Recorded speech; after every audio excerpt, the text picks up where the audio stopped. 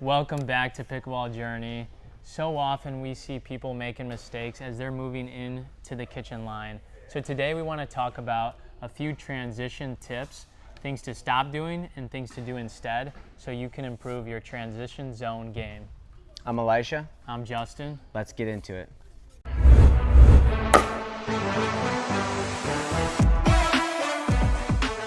So we're getting into the first tip for the transition zone. So this is often when we've hit our serve, the return's coming back, we hit that next ball, and then we're looking to come into the net.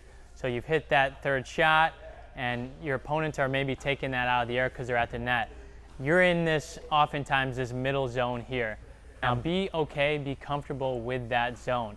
Oftentimes we think we have to really quickly run from here and get to that kitchen line. What happens is if we're running through the ball, it's really tough to control it. So after you hit that drop, right when your opponent's about to hit, take a split step. Now you're ready to move to the side to hit it, to move forward, or even take a step back. But be comfortable being in that middle zone, call that in tennis the no man's land. Be comfortable, make sure you get a split step, and you're ready for that next ball. All right, before we get into this next tip, be sure to smash that like button as it really helps us out. All right, so often when I'm at that kitchen and I do something stupid to pop the ball up and I kind of back up, make sure that you are keeping your paddle low. It's very difficult. A lot of times you'll have to kind of put a lot of energy into it because you got to bend your knees to keep that paddle low. But it's so beneficial when it comes to defending.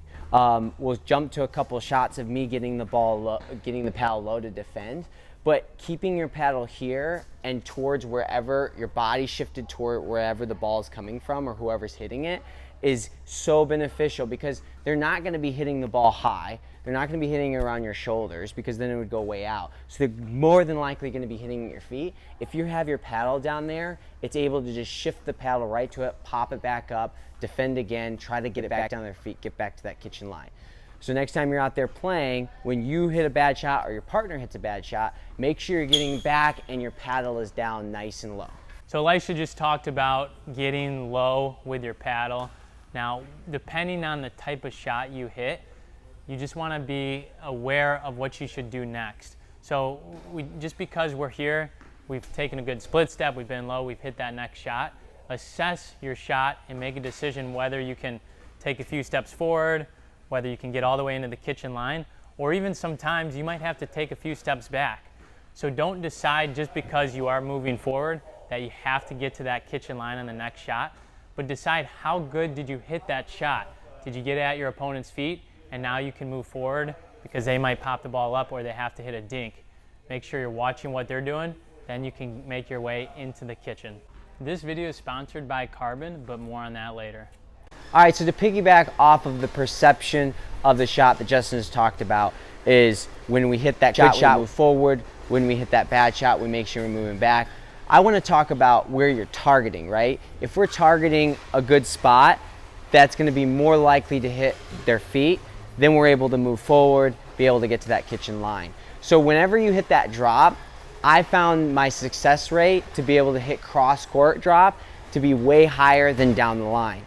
Also, when you're hitting that cross court drop and you're moving forward and say it's a successful drop, you're able to keep that rally going too. If he hits it hard, it's a further distance. Because if I'm hitting and I pop that drop up to the person down the line, I have less time to react and everything. So I need to make sure that I'm going cross court, I have a higher percentage shot of making the drop, and if it's too high, I can react quicker. I don't have to redirect down the line. I can keep it cross court, keep moving into the kitchen, and then if for some reason I pop that up, I can move back easily, have more time to react to that defensive shot. We're loving our Carbon paddles. Elisha and I are both using the Carbon 3X. Specifically, I'm using the 14 millimeter. Really like the power it provides, good control. So if you do want one or anything Carbon related, we've got a link in the description for 10% off anything there.